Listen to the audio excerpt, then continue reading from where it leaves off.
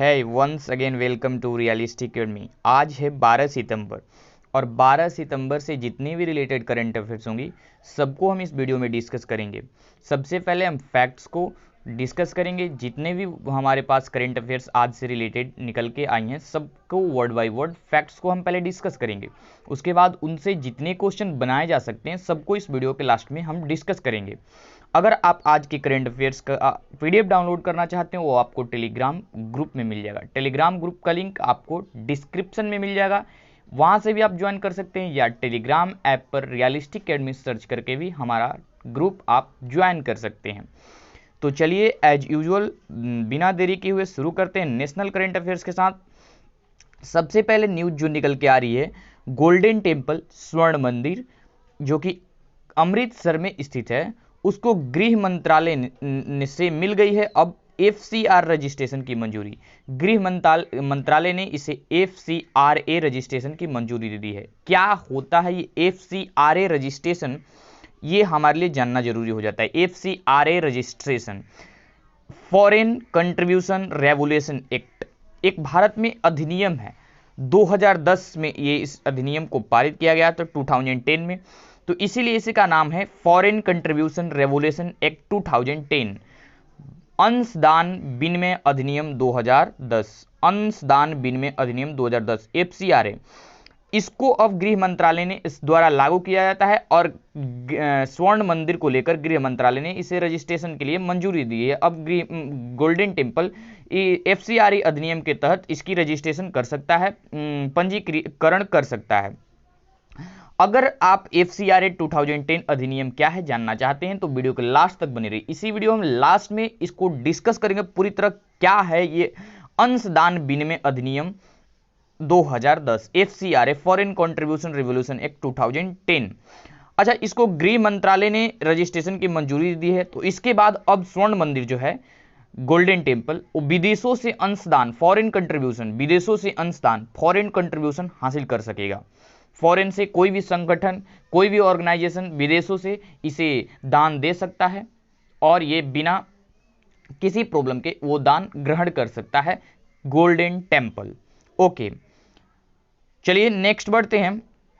आते हैं Hubli railway station का नाम बदलकर रखा गया Shri सिद्धरूधा Swami ji railway station. Shri सिद्धरूधा Swami ji railway station Hubli. Hubli कहाँ है? अभी मैंने हाल ही के करंट अफेयर्स में बताया था कि कर्नाटक में स्थित हुबली न्यूज में प्रचलित था, तो ये कर्नाटक में स्थित है हुबली। क्यों प्रचलित था? क्योंकि मैं बताया हूं कि अभी कोविड-19 से ठीक प्लाज्मा थेरेपी के थ्रू कोविड-19 से पहला मरीज हुबली में ही ठीक हुआ था, जिसके कारण हुबली प्रचलित था और ये कर्नाटक में स्थित है। और अब कर्नाटक में स्थित हुबली शहर के हुबली जो रेलवे स्टेशन है उसका नाम बदल दिया गया है। अब इसका नाम श्री सिद्धरूधा स्वामी जी रेलवे स्टेशन कर दिया गया है। हुबली रेलवे स्टेशन जो दक्षिण पश्चिम रेलवे का मुख्यालय है, दक्षिण पश्चिम रेलवे जो साउथ वेस्ट रेलवे का मुख्यालय हेडक्वार्टर हुबली रेलवे स्टेशन ही है। पिछले 5 वर्षों में इसका नाम दूसरा बार बदला गया है। पिछले 5 वर्षों में इसका नाम दूसरा बार बदला गया है। 2015 में भी इसका नाम बदला गया था। हुबली से हुबली किया गया था, HUBLI से इसका नाम बदलकर HUBBLI किया गया था। हुबली से इसका नाम बदलकर हुबली किया गया था और 2015 में, और अब इसका नाम बदलकर हुबली रेलवे स्टेशन का नाम बदलकर अब स्वामी सिद्धरूधा रेलवे स्टेशन कर दिया गया है। अच्छा, तो ये कर्नाटक में स्थित है, अभी मैंने बताया आपको। ठीक, नेक्स्ट बढ़ते हैं। मध्य प्रदेश ने फिर लागू किया दीनदयाल रसोई योजना।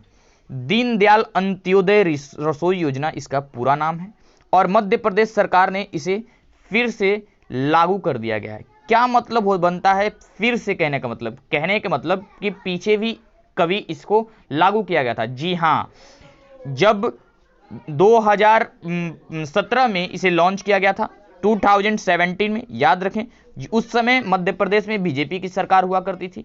उस समय मध्य प्रदेश सरकार की जो बीजेपी सरकार थी उसे लागू किया था दीनदयाल अंत्योदय रसोई योजना, जिसके तहत 5 रुपए में किसी भी गरीब परिवार को, किसी भी गरीब व्यक्ति को भरपेट एक थाली भोजन दिया जाता था, मात्र 5 रुपए में पौष्टिक भोजन एक थाली दिया जाता था। लेकिन जब कांग्रेस सरकार आई, बीजेपी सरकार के बाद 2019 में कांग्रेस सरकार आई तो इसे बंद कर दिया और इसे बंद करते हुए यह घोषणा किया कि हम इंदिरा थाली योजना लागू करेंगे। इंदिरा थाली योजना की घोषणा की लागू करने की, लेकिन इसको लागू किया ही नहीं गया। 2019 में लागू किया ही नहीं गया और अब फिर जब बीजेपी सरकार मध्य प्रदेश में बनी है तो फिर से इसने दीनदयाल रसोई योजना को शुरू की है, लेकिन अब 5 रुपए में भोजन न देकर अब इसका रेट बढ़ाते हुए 10 रुपए में प्रति थाली भोजन किसी भी गरीब परिवार को भरपेट भोजन दिया जाएगा। ठीक है, इतनी बातें आपको याद रखनी है। इससे 51 जिलों में से, मध्य प्रदेश के 51 जिलों में से 49 जिलों में लागू किया गया है। ठीक है, इतनी बातें आपको याद रखनी है।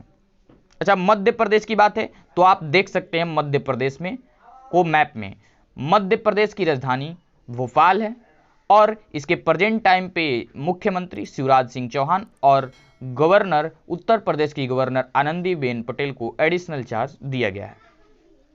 ठीक है, नेक्स्ट बढ़ते हैं।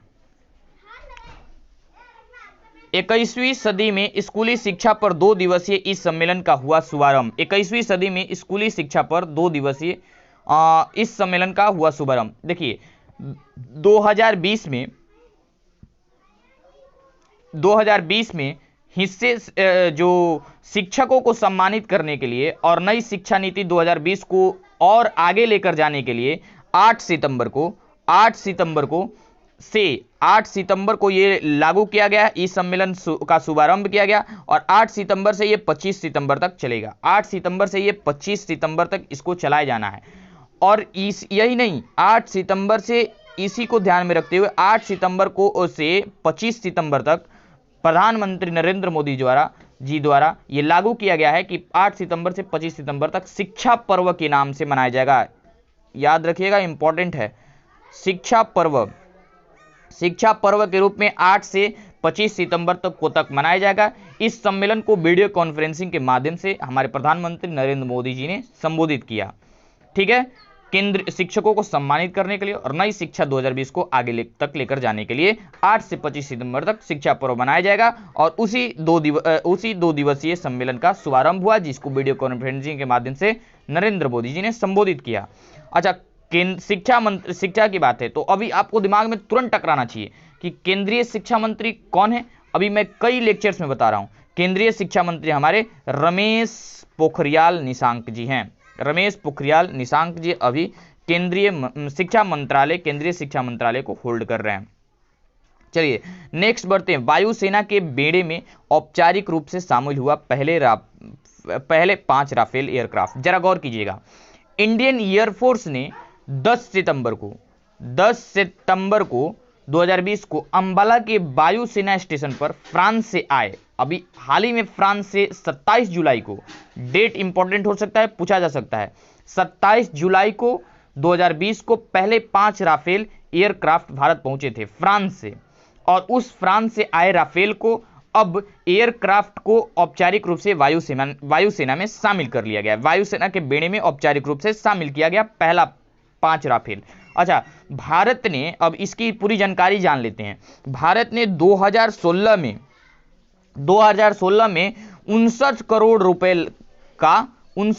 रुपए का फ्रांस के साथ डील किया था और यह डील हुआ था कि उस 59 करोड़ के बदले वो कुल 36 विमान फ्रांस से खरीदे जाने की बात की थी, जिसमें अगर बात करें तो 30 फाइटर जेट हैं और 30 फाइटर जेट हैं और 6 अन्य ट्रेनर फाइटर जेट हैं। अच्छा, वायुसेना की बात है तो अभी आपके दिमाग में टकरानी चाहिए कि वायुसेना के वर्तमान में अध्यक्ष कौन है। वायुसेना अध्यक्ष कौन है? रमेश कुमार सिंह भदौरिया जी। रमेश कुमार सिंह भदौरिया, कई बार मैंने बताया। वायुसेना की स्थापना कब होती?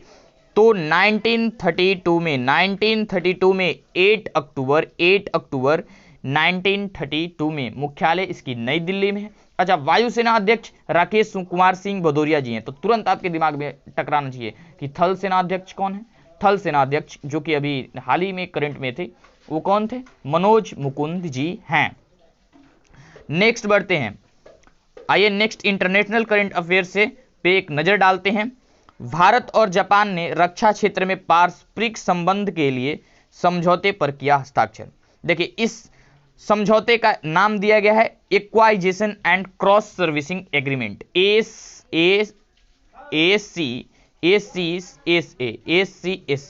Acquisition and cross servicing agreement, इसका नाम दिया गया है।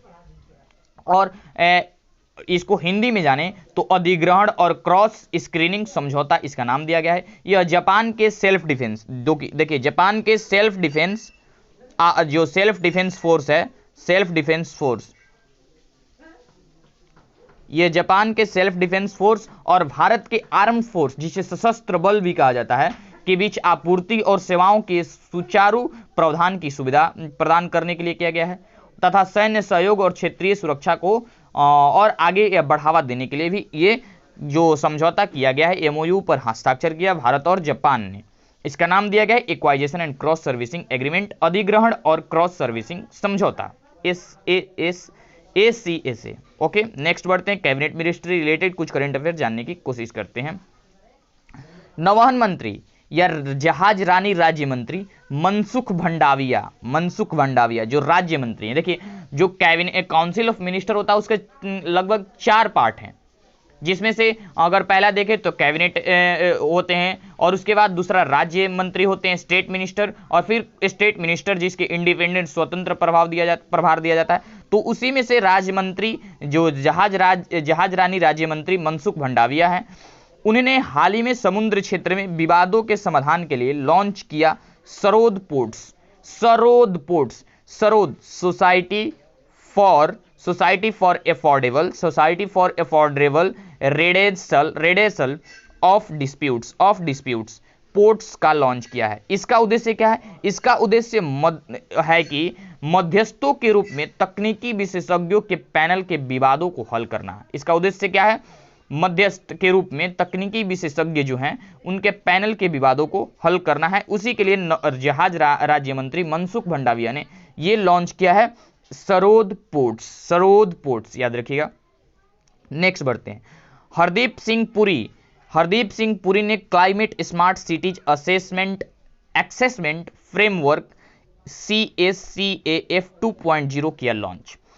आवास और शहरी राज्य मंत्री स्वतंत्र प्रभाव, देखिए अभी मैंने बोला कि इंडिपेंडेंट राज्य मंत्री कुछ इंडिपेंडेंट उनको दिया जाता है, इंडिपेंडेंट प्रभार जो स्वतंत्र प्रभार है, इंडिपेंडेंट पावर दिया जाता है, तो वो MOHU के जो इंडिपेंडेंट पावर जो राज्य मंत्री हैं श्री हरदीप सिंह उनके द्वारा क्लाइमेट स्मार्ट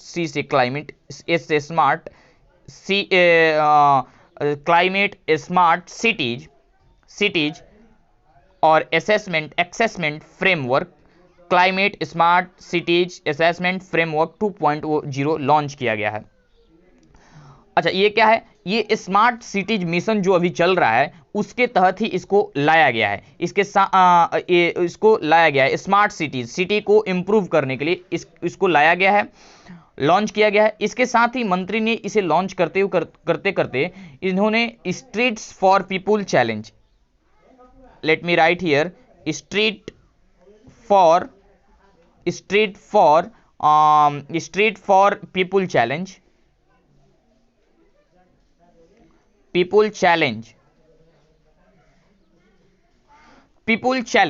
अच्छा, इसके देखने से ही नाम मालूम चलता है स्ट्रीट फॉर पीपुल चैलेंज। इसका उद्देश्य क्या है? हमारे शहरों में सड़कों को और अधिक चलने योग्य और पैदल यात्री के अनुकूल बनाने की प्रतिक्रिया है। तो हरदीप सिंह जो राज्य मंत्री हैं MOHUA के हरदीप सिंह, उन्होंने 2 लॉन्च किया है, 2 का सिस्टम लॉन्च किया है। एक climate smart cities assessment framework launch किया है, ठीक है, और दूसरा streets for people challenge. Okay, next बढ़ते हैं, ऑर्गेनाइजेशन रिलेटेड करंट अफेयर जानने की कोशिश करते हैं। पोस्ट ऑफिस जो डाक विभाग है ने शुरू की 5 स्टार विलेज स्कीम। डाक विभाग ने देश के ग्रामीण क्षेत्रों में नहीं पहुंचने वाली जितनी भी योजनाएं हैं, जितनी भी स्कीम्स हैं, जितनी भी स्कीम्स हैं, जितनी भी योजनाएं हैं जो गांव तक नहीं पहुंच पा रही हैं, उनको किसी भी हाल तक 100% एक्यूरेसी के साथ गांवों तक पहुंचाए जाने के लिए डाक विभाग ने ये 5 स्टार विलेज योजना शुरू की है। ये स्कीम शुरू किया गया है, ठीक है। इसके तहत सभी ग्रामीण गांवों में जो है वो पोस्ट ऑफिस की जितनी भी जरूरत, लोगों की जितनी भी जरूरतें हैं उनको पूरा करने के लिए जितनी भी सुविधाएं हैं वो पहुंचाई जाएंगी, और इसके लिए पोस्ट ऑफिस अब वन स्टॉप काम करेगा। ओके, नेक्स्ट बढ़ते हैं। तो आप हमारे काम की चीज है कि पोस्ट ऑफिस ने क्या शुरू किया है, कौन सी योजना शुरू की है, 5 स्टार विलेज योजना स्कीम। ओके, नेक्स्ट, पूर्व स्वास्थ्य मंत्री सचिव प्रीति सूदन WHO के स्वतंत्र पैनल में हुई शामिल।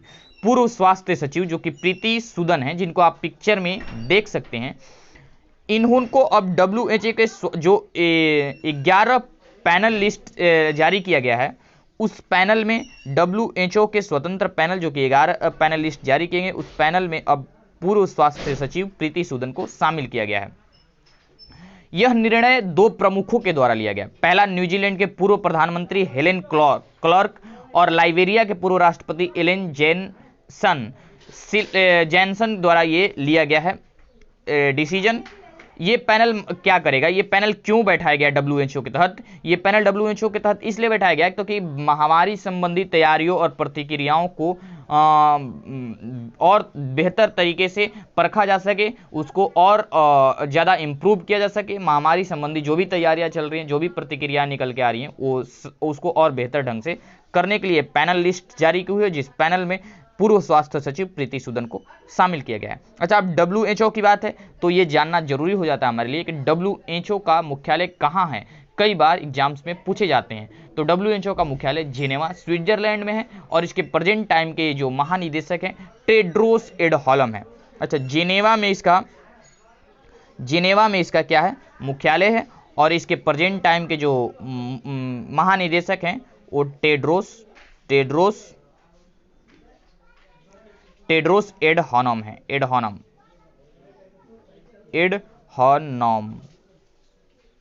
देख लीजिएगा, एडहानम। अच्छा, नेक्स्ट बढ़ते हैं। युवाओं को डिजिटल कौशल प्रशिक्षण बनाने के लिए, let me change the colour of pen, युवाओं को डिजिटल कौशल प्रशिक्षण प्रदान करने के लिए NSDC लिंक्डइन ने की साझेदारी। लिंक्डइन अभी बताता हूं मैं। NSDC national skill development corporation,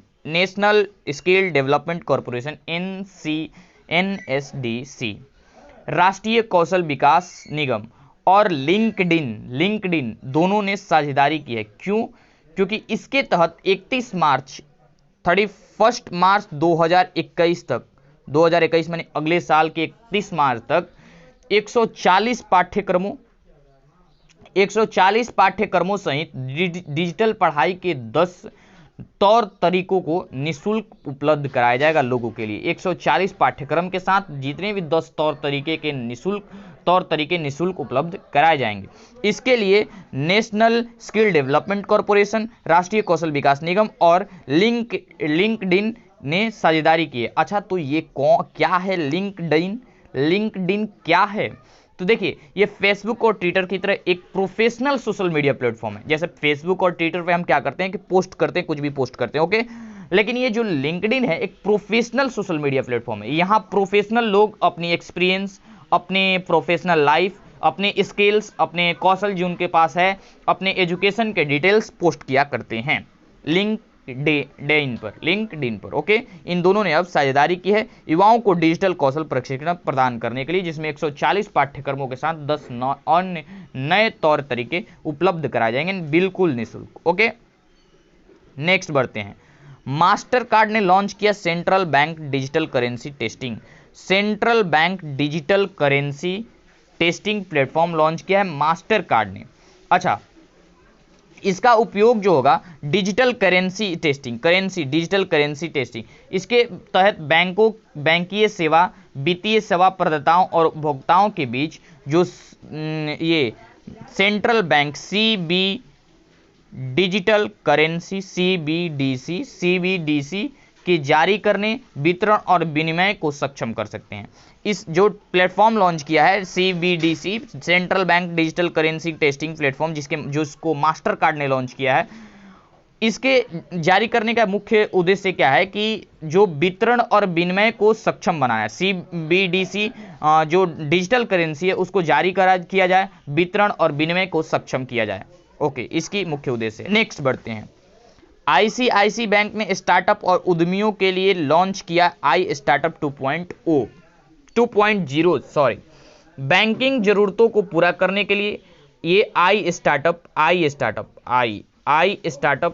2.0 यहाँ पे है। एक स्टार्टअप कहने का मतलब जो अभी शुरू कर रहे हैं व्यवसाय, उनके लिए आई स्टार्टअप 2.0 नाम का एक नया उत्पाद लॉन्च किया गया आईसीआईसी बैंक के द्वारा। यह कार्यक्रम स्टार्टअप के लिए उनकी बैंकिंग के साथ अब बैंकिंग से अलग जरूरतें जैसे कि नियामक सहायता, एनालिटिक्स, जैसे अकाउंटिंग, अन्य जितने भी मुद्दे हैं उन पर ध्यान रखेगा ये आई स्टार्टअप 2.0 उत्पाद जो आईसीआईसी बैंक के द्वारा लॉन्च किया गया। अब आईसीआईसी बैंक की बात है तो आईसीआईसी बैंक की मैं कई बार मुख्यालय बताया हूं, मुंबई में है। ठीक है, नेक्स्ट बढ़ते हैं। स्पोर्ट्स, आर्ट्स और कल्चर रिलेटेड करंट अफेयर जानने की कोशिश करते हैं। पुलिस अधिकारी पूनम खन्नी के नाम हुआ वुशु वर्ल्ड चैंपियन खिताब। पूनम जो है वो हरियाणा के झज्जर जिले में रहने वाली हैं। पिछले साल वुशु विश्व चैंपियनशिप के जीते अपने रजत पदक जो जीती थी, अब गोल्ड में तब्दील करने के बाद विश्व चैंपियनशिप खिताब विश्व चैंपियनशिप वुशु वर्ल्ड चैंपियन खिताब इन्होंने अपने नाम कर लिया है। पुलिस अधिकारी पूनम खन्नी जो कि हरियाणा की रहने वाली हैं, इनको आप पिक्चर में देख सकते हैं। ये हैं पूनम खन्नी और ये अपने नाम की हैं वुशु वर्ल्ड चैंपियनशिप खिताब। नेक्स्ट बढ़ते हैं। आर्य समाज के गुरु अग्निवेश का निधन। आर्य समाज के गुरु जो अग्निवेश हैं उनका निधन हो गया है। ये एक पूर्व हरियाणा के एमएलए भी है, पूर्व हरियाणा के एमएलए भी रह चुके हैं और एक इन्होंने राजनीतिक दल का भी एक इन्होंने निर्माण किया था जिसका नाम है आर्य सभा, और ये आर्य समाज के गुरु भी हैं अग्निवेश और इनका अब निधन हो गया। ये हैं अग्निवेश और इनका अब निधन हो गया है, जो कि लीवर क्रोसिस की वजह से, लीवर प्रॉब्लम की वजह से इनका निधन हो गया है। ठीक है, दिवस से आज रिलेटेड कोई करंट अफेयर्स नहीं है, लेकिन अभी मैंने स्टार्टिंग में ही बताया कि 8 से 25 सितंबर तक शिक्षा पर्व के रूप में मनाया जाएगा। 8 सितंबर से 25 सितंबर तक शिक्षा पर्व के रूप में मनाया जा रहा है। चलिए टेस्ट कर लेते हैं। कितने सारे क्वेश्चन आप अटेम्प्ट करें और चेक करें कि आप कितना ग्रैब किए, कितना कैच किए। पहला क्वेश्चन है, हुबली रेलवे स्टेशन का नाम बदलकर सिद्ध रुद्धा स्वामी जी रेलवे स्टेशन रखा गया है। कहां स्थित है ये? उत्तर प्रदेश, कर्नाटक, मध्य प्रदेश, नॉट। अभी मैंने बताया कि हुबली रेलवे स्टेशन कर्नाटक में स्थित है। नेक्स्ट, दीनदयाल योजना फिर से किस राज्य में शुरू किया गया है? उत्तर प्रदेश, कर्नाटक, मध्य प्रदेश, पंजाब। तो अभी मैंने बताया मध्य प्रदेश सरकार में दीनदयाल अंत्योदय योजना फिर से शुरू किया गया है। अब 10 रुपए के प्रति प्लेट भोजन उपलब्ध कराई जाएगी। 5 स्टार विलेज योजना इनमें से किसके द्वारा लॉन्च किया गया है? नौवहन मंत्री यानी जहाज रानी मंत्री, NSO national statistical office, post office, none of these. Correct option is the post office, डाक विभाग के द्वारा ये लॉन्च किया गया है 5 स्टार विलेज योजना। आई स्टार्टअप 2.0 किस बैंक ने लॉन्च किया है? RBI bank, SBI bank, PNB bank, ICIC bank. Correct option is the D, ICIC bank ने आई स्टार्टअप 2.0 लॉन्च किया है। चलिए आइए जानते हैं FCRA foreign contribution revolution act 2000 विदेशी अंशदान विनिमय अधिनियम हिंदी में कहा जाता है क्या होता है इसके तहत? पहली बात तो ये होम मिनिस्ट्री यानी कि गृह मंत्रालय के द्वारा लागू किया जाता है। गृह मंत्रालय के द्वारा ये विदेशी अंशदान अधिनियम लागू किया जाता है, फॉरेन कंट्रीब्यूशन रेवोल्यूशन एक्ट। अच्छा, इसके तहत कोई भी व्यक्ति चाहे वो निश्चित सांस्कृतिक, आर्थिक, शैक्षणिक, धार्मिक या सामाजिक कार्यक्रम से संबंधित हो, कोई भी आदमी वो पंजीकरण करके या सेंट्रल गवर्नमेंट से अनुमति के बाद विदेशों से कोई भी दान ले सकता है। कोई भी व्यक्ति चाहे वो निश्चित सांस्कृतिक, आर्थिक, शैक्षणिक, आर्थिक या सामाजिक कार्यक्रम से संबंधित हो, वो केंद्र सरकार से अनुमति लेने के बाद विदेशों से दान ग्रहण कर सकता है। लेकिन क्या, चुनावी उम्मीदवार, कोई भी सांसद, विधायक, राजनीतिक दल का सदस्य, किसी रजिस्टर्ड यानी पंजीकृत समाचार पत्र का प्रकाशक, न्यायाधीश, सरकारी कर्मचारी अथवा सरकार के स्वामित्व वाले किसी भी निगम के कर्मचारी विदेशी अंशदान नहीं ले सकते, विदेशी अंशदान स्वीकार नहीं कर सकते हैं। और ये जो भी विदेशी अंशदान, जो भी ऑर्गेनाइजेशन, संगठन विदेशी अंशदान देगा, उसको हर 5 साल पे रजिस्ट्री करवाना, पंजीकृत करवाना जरूरी होता है, खुद को उसको रजिस्टर्ड करवाना जरूरी होता है। तो ये है FCRA एक्ट 2008 जो गृह मंत्रालय के द्वारा लागू किया जाता है। इसके तहत कोई भी आदमी जिन चीज़ों को मैंने छोड़कर बताया, जैसे सांसद, विधायक, राजनीतिक दल का सदस्य, रजिस्टर्ड समाचार का प्रशासक, न्यायाधीश, सरकारी कर्मचारी, ये सारे विदेशी अंशदान नहीं ले सकते। इनके अलावा कोई व्यक्ति, चाहे वो धार्मिक, आर्थिक, शैक्षणिक, सामाजिक कार्यक्रम से संबंधित हो, विदेशों से दान ले सकता है इस एक्ट के तहत। ओके, अगर ये वीडियो आपको पसंद आया, लाइक कीजिए, शेयर कीजिए और चैनल को सब्सक्राइब करना नहीं भूलिए। जय हिंद, जय भारत, कल मिलते हैं।